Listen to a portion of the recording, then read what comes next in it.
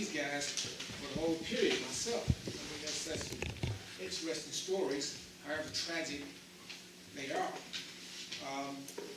My name is Darrell Siggers, as y'all have heard. I was convicted of first-degree murder in 1984. Served 34 years. I was recently released through the Wayne County Conviction Integrity Unit. And my case is still under review.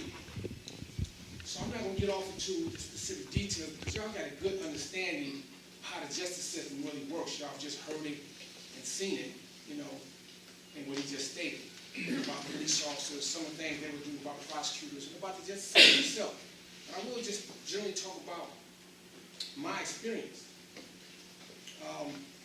First, let me just say, excuse me, I want to thank Professor Charles Clown for allowing me to be here. Such a pleasure.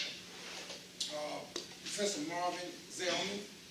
And this is International Freedom Day, and this is one of the days that we should be bringing this forth. And we need more of these type of settings to bring attention to wrongful convictions. And I'd also like to thank Bill Brennan. He was one of the first ones when I got out, he gave me $800. And money is needed. You know, he is the director of Proving Innocence, who is also instrumental in doing the work that we need done. And see, you guys are the movers and shakers, the future movers and shakers of society. Some of y'all, as I'm told, y'all are going to be police officers, some of y'all are going to be counselors, some of y'all are going to be attorneys, prosecutors, defense attorneys.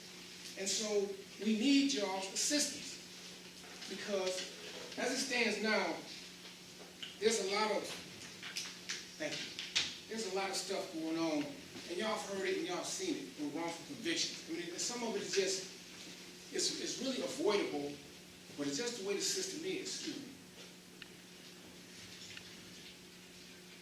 And I've been witness to it. So let me just get off to a little bit about my story. As I said, I was convicted in 1984. And as I was going through the trial, I was totally unlettered and illiterate to the law.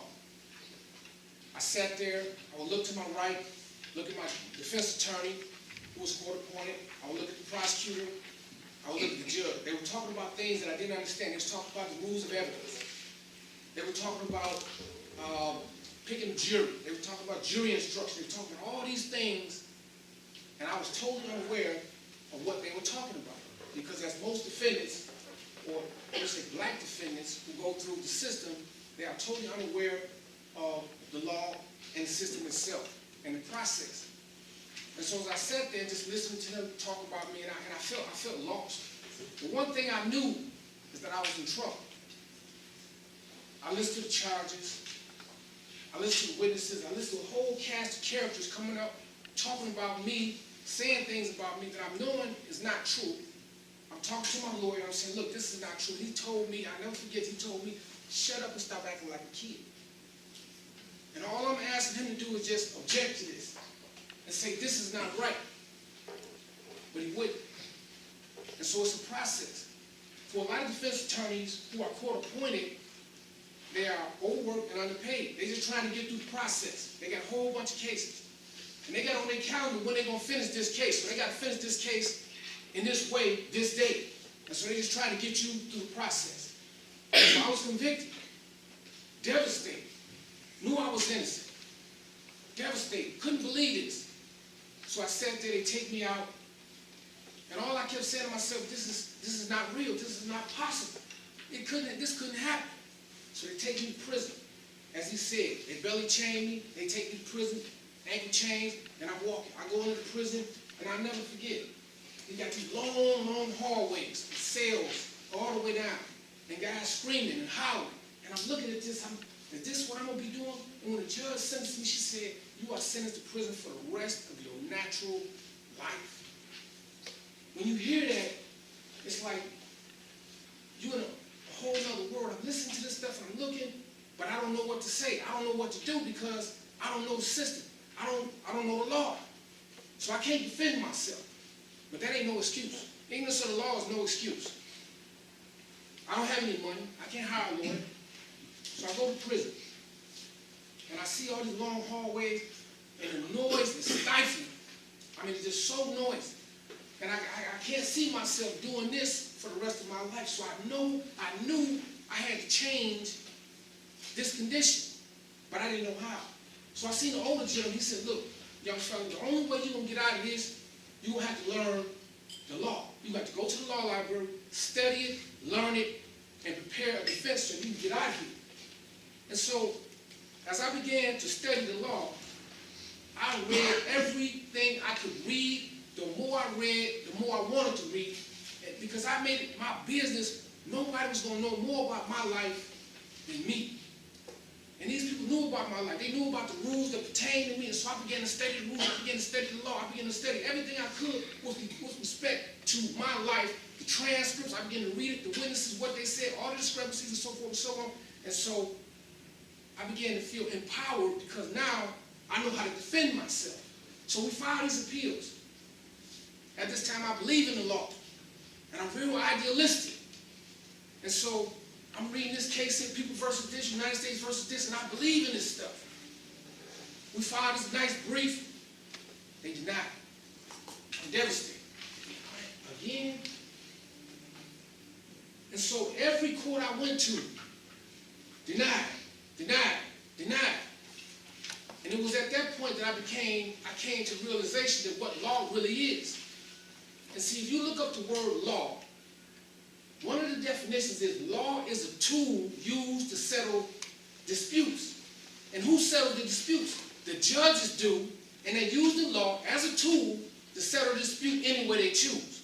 So for all intents and purposes, law is simply a bunch of abstract legal theories open to interpretation. Because for every law that says this, there's another one that says something completely opposite. So the judges decide the law based on their interpretation of it and based on the advocates who present it. So if you're going to be a lawyer, it's all about your presentation. It's all about your preparation, your knowledge of the facts, your knowledge of the evidence, your knowledge of the case law, and the facts that you're dealing with. Because sometimes you're just dealing with a bold hand. And so many of y'all are going to be police officers, lawyers, and so forth and so on, as I stated earlier. And the system needs you. We need young minds. We need young minds that are dedicated to doing what is right. Because you see you've heard their stories. The people that's doing stuff the wrong way. And so we need fresh minds. Y'all are the future. And listen, man, don't take this time and moment for granted. Take it serious. Because you're only going to get a chance to do this one time. I wish I could go back and be 20 years old, 18 years old, and do what y'all doing. This is a privilege. This is Wayne State University, one of the greatest institutions in America. Take advantage of this time. Don't let it pass you back. The whole world is at your fingertips. Use it. And see, and let me just tell you this. You cannot, whatever you're trying to do, you can't be far away from it and then try to understand. You got to get involved with it. You got to go to prisons. You got to go to jails. You got to go to juvenile halls. You got to visit these people. You got to go to poverty centers. You got to go to soup kitchens. You got to go to the neighborhoods and talk to the people, because you can't represent. How can you represent me if you don't understand what I'm really going through? You can sit in your office and be theoretical and think you know what real people are going through, but you got to get involved. You got to go see it. You got to go feel it. You got to be a part of it so you can defend it. So you can't be lazy. See, the person who really does the work, them the ones going to be successful. I'm sure y'all heard many stories about lawyers. Let me just tell you this. Maybe I shouldn't say this, but you got some lawyers out there that just straight up bums. They just bums. They take $10,000 from your family and file a garbage brief for you and lock you in because you get one appeal. But see, the real serious litigators, they're going to do work. They're going to read everything. They're going to read all the transcripts. As tedious as it is, they're going to read everything. And that's what you got to do. If you're going to be a police officer, you got to read your reports. You got to go look at the crime scene evidence and study it all.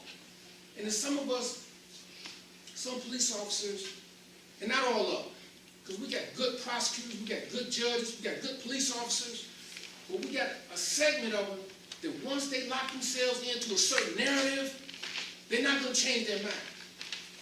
If they just find any evidence that they believe that you probably did this crime, they're not likely to change their mind.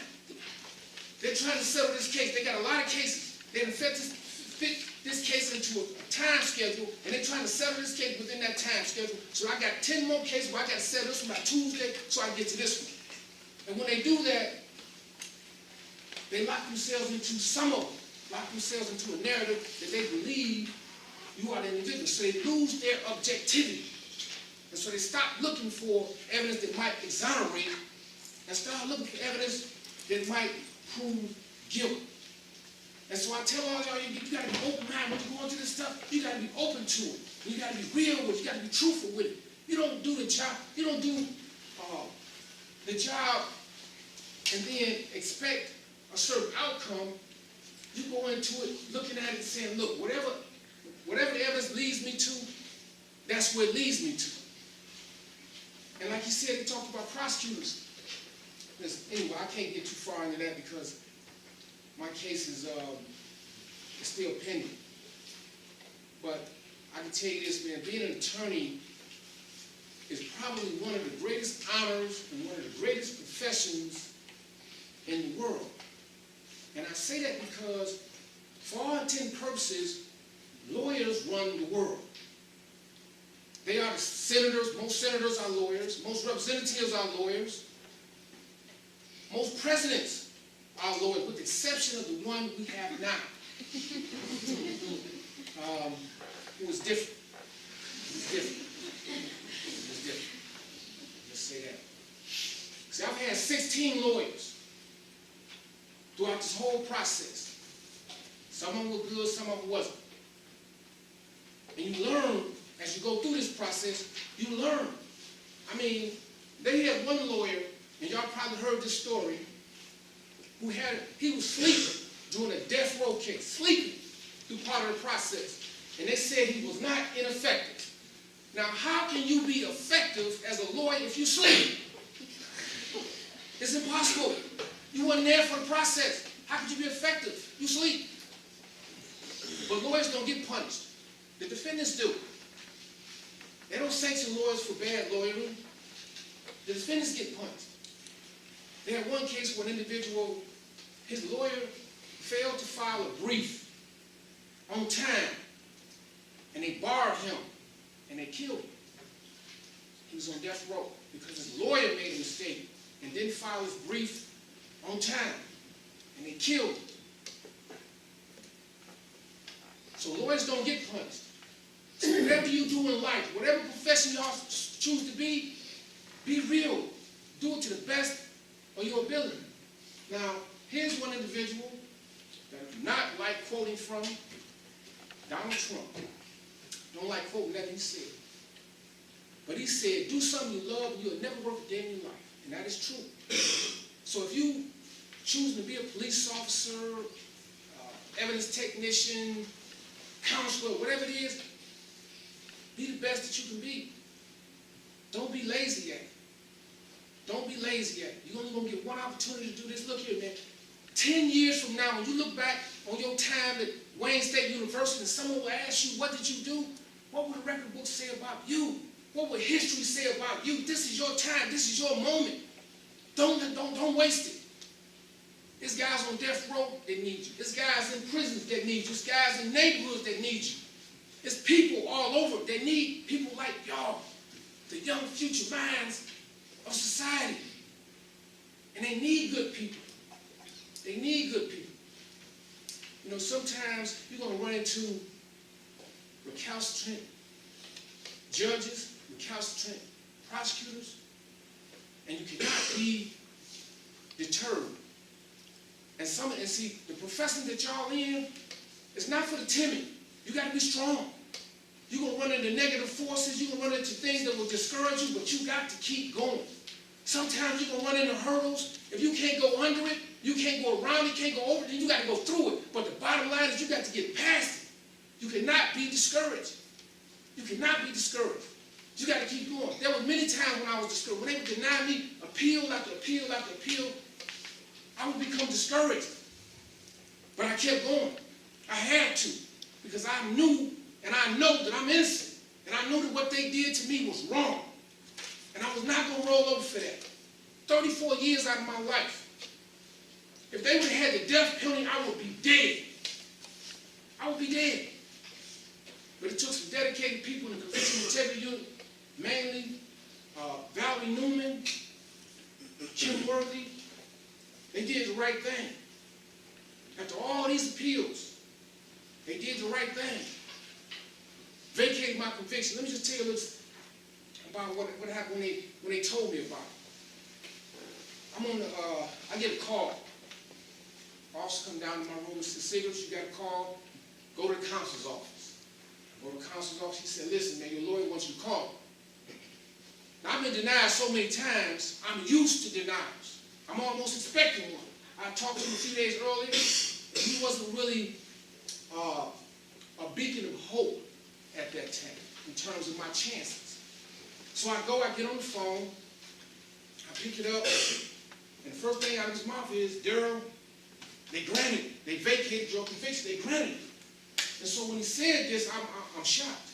I'm totally, because I was essentially on death row at this time, because I got a natural life sentence. The only thing is, I ain't got a date set for it, but you never leave, you never getting out. So when he tell me this, and I've been on this for 34 years, so when he tell me this, I'm shocked.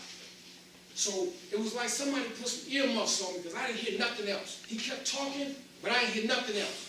And I felt like I was in the Matrix or something, because as I turned, my vision began to narrow, and I'm looking, and I'm like, so he started talking, and I ain't really hearing, I ain't really paying attention to nothing else he's saying, because I'm filled with so much emotion, so much joy, and so elation. So I tell him, I said, listen, man, I need a moment to collect myself. I said, let me call you back in 5 minutes. He keep talking. I said, let me call you back in 5 minutes. So I get off the phone, I go down to my room, and I sit, and the tears begin to flow. And I'm emotional. Because I've been on death row for all intents and purposes for a crime I knew I didn't commit, and now they just restored my life. I had to fight to get my life back. Imagine walking around every day with a life sentence, a wrongful conviction, and you powerless. You waiting on people, you expecting the system to be fair, you figure you file an appeal, they're going to grant it, and they don't. And so now you're discouraged. You sitting there in your room, you get your decision back under your door, police come by to kick your bail under your door, you waiting on the decision, they give it to you, you look at it, and it's denied. And you're sitting there, you say, man, how can they do this? I researched this. I studied the law on this. I made sure that this case law was correct. I knew the facts was in my favor. But as I told you, law is a tool used to settle disputes, and judges use the law as any way they choose to settle these disputes. And so it's really about the law. And so let me just tell you this. As lawyers, or whatever profession you get in, when you're dealing with the justice system, understanding that judges are the ultimate law, you have to appeal to that particular judge. You cannot just rely solely on whatever brief you filed or whatever research you did, because there are different components in the legal system, and particularly the judge. And so you have to appeal to that judge's sense of conscience in your pleadings and try to establish relationships with that particular judge. Now, each one of y'all in here, y'all probably ask yourself, well, what can I do to assist in this process? Well, I would encourage you to get involved and volunteer at proving innocence, at witness innocence, and all these different innocence projects. It will do you better. You will get to experience, you will really know about this stuff. You get on the ground floor and get a chance to see what it really feels like to deal with people who've been wrongfully convicted. Or if you're a police officer, people going down into, to the jails and talking to people, find out what they're really going through, because you can't, like I said, you can't do this stuff just from your office and be effective. You have to really go talk to them. You have to find out what's really wrong in order for you to defend it, or in order for you to fix it. And so I would encourage you to volunteer for innocence projects, volunteer for the prosecutor's office, and get that experience. It will do you better. It will make you better. And I know a lot of times, man, y'all got long papers y'all got to read, whole chapters y'all got to read. Sometimes that can be discouraging. You got a whole bunch of work. You got to go home to chores and stuff like that, dealing with family issues. Take this time serious. Don't be lazy. Don't be lazy. Because in the end, you want the record books to reflect positively about you. That's why these professors is here. They're here to teach you. Make your mark, man. Be serious about this here. Because this is serious business for serious people with serious thinkers. And that's what y'all are, man. You know, one of the things I loved about students, I had 4 students from the University of Michigan. When I was doing my appeal, they got involved, and I had filed a motion to trial. And it was 4 law students, and they were terrific. They would come up and see me, and we would talk for hours. And I love these people, man. I mean, they were just solid, and they were fearless. They would go into the neighborhoods because they wanted to find out what was going on. They wouldn't measure the streets and everything. Took pictures, wouldn't talk to witnesses. They went into the hood, to the bowels of the ghetto. They went to the hardest places. They wasn't scared. That's why I loved them. You know what I'm saying? I love you students because y'all fearless, man. See, some of these old farts, man, they get rich, and they don't want to do the work. They just sitting in their office, you know, typing stuff. They don't want to do the real work. You got to put your boots on the ground and do some work. Get in there and find out what's really going on. And that's why I love them, man. And I was so proud of them. And so we put this brief together, and we worked on this case, and they did all that. They proved that I was innocent. They proved that the individual who said he seen this crime occur, allegedly, could not have seen this crime from where he said he seen it from. It just defied the physical reality. It was just impossible. And so they eager and they excited. And so they present this motion, and we go to court, and we hyped, you know what I'm saying? But I tell them about this particular judge. I said, she would do things that shock you. And I really can't go into a lot of it, but we get in there, and the judge just starts out on him. She starts to bragging on him. Oh, y'all bring these, da-da-da-da. And she discouraged them. It's one of the most painful times of my life. When she denied the motion, she did it in such a way, it was one of the most unprofessional displays of judicial misconduct that I had ever seen in my life. These were young students, and she beat them up. She discouraged them. She stomped on them. And I was so hurt by that. And so as they led me out of the courtroom, I'm in the bullpen, and they let them come back. And I see their mascara running down their face. They crying real tears. And I don't even want to look at them. I'm crying. And I don't want them to see me crying. So I turn my back on them. I walk away, I turn my back on them. And they knock on the window. Darrell, come here. Darrell, come here. See, this ain't over. So put your hand up here. All of them put their hand on the wall. All of them put their hand on the wall. Say, this is not over. We ain't giving up. And that's why I love them, because they was hard, and they knew what they wanted to do, and they wasn't getting. That's the same fire and inspiration that y'all gotta have and what y'all doing right now. Don't let this opportunity pass you by. And like I said, and don't always expect the system to be fair. You're gonna always run into people that's gonna tell you you can't do this, you can't do this. You're gonna run into circumstances that may be insurmountable. But you got to be thinking, always thinking, and finding a way to achieve your objective. If your objective is a police officer or a counselor, you might run into a counselor, you counsel a battered woman, and you can't get her out of this particular frame of thought. And so you want to just give up. She keeps going back to the same thing. She keeps doing drugs or whatever. After you talk to her, and she's agreed not to do drugs again, and yet she keeps doing it. Find a way. You got to find a way. You just got to find a way. You got to keep going. Don't stop. If you're going to be serious about your profession, and y'all spending thousands of dollars to do this stuff here, $1,000 to go to college. Some of y'all got scholarships, some of y'all paying, you know what I'm saying? Use that money wisely. Because 5 years from now, when you look back and say, man, I owe 200 grand, what did you get for it? Take full advantage of it. And let me say this here. He talked about experts. Let me tell you a little bit about my case. Maybe I shouldn't go into this, but I'm going to tell you a little bit about it. My case is based on ballistic identification, where an expert got up there and said that he found a bullet here in my home that matched the bullet from the deceased body. It was later determined that that was completely false. Couldn't happen, but it took us 34 years to figure it out. And they had told me these files didn't exist. They had told me, look, these files don't exist, these files don't exist, these files. So I kept continuing to file Freedom of Information Act requests. I filed about 10 of them over the years. And so I did one through a doctor who didn't live in the city of Detroit. And they sent him some information that proved that the very expert, so-called expert, wasn't an expert at all. He was a phony. He was a fraud. He wasn't a firearm expert at all. And maybe I'll get in trouble for saying that, but I just want you to listen. Barry Scheck has a book called Actual Innocence. And it talks about all these experts who give testimony in cases, and they lie. And so we're in the era of what they call now the CSI era.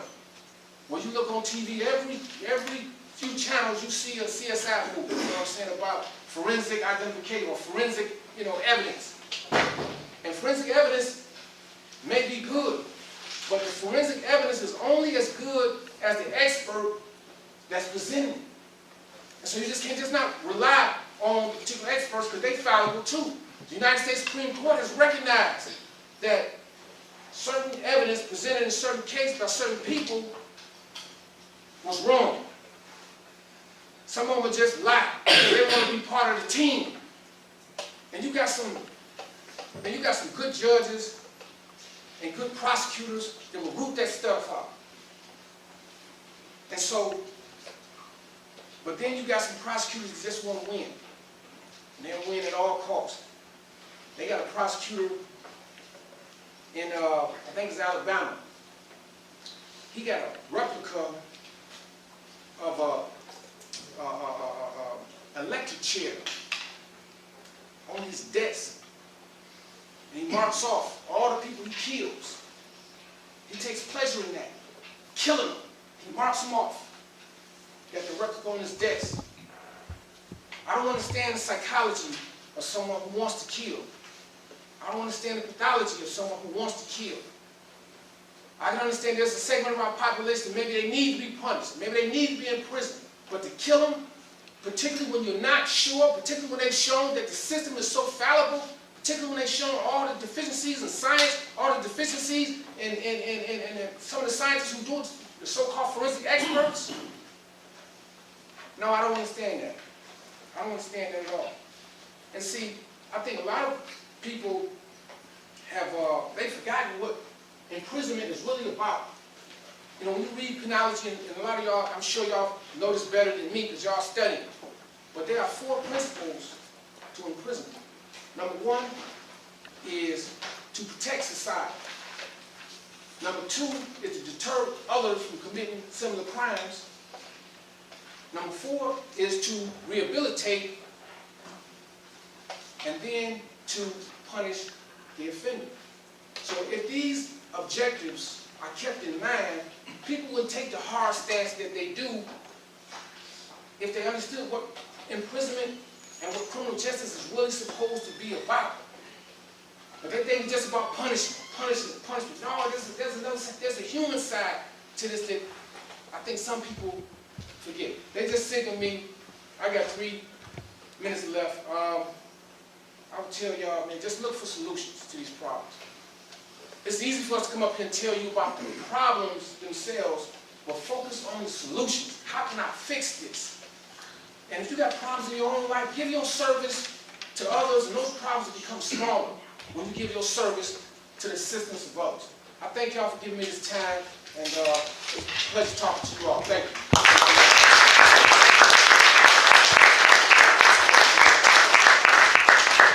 There's one guest who came in a little later. As my wife knows, I'm very challenged with names. It's very hard for me to remember names, but I think it would be easy to remember Darrell Siggers Jr. So Darrell's son, a businessman in Bingham Farms, is here. I would have asked Darrell to talk a little bit about his plans for a prisoner services business that he's forming, but we can do that. In any event, 10 minutes. So you have about 10 minutes. Oh, I did want to say that Professor Larson is here. And you do have an inside-out course right, where the students can, they know about it. Okay. So I want to give you a few minutes to ask Ryan and Darrell some questions if you have them. Importantly, Darrell can't speak to specifics of his case because he briefly mentioned this, but while his original case was vacated, he is currently going through another trial, impending trial. So he can't talk about the specifics. So you can ask him questions, but just please don't ask him anything specific about his case. Ron, on the other hand, is willing to answer. Oh, anything. Yeah. Sure.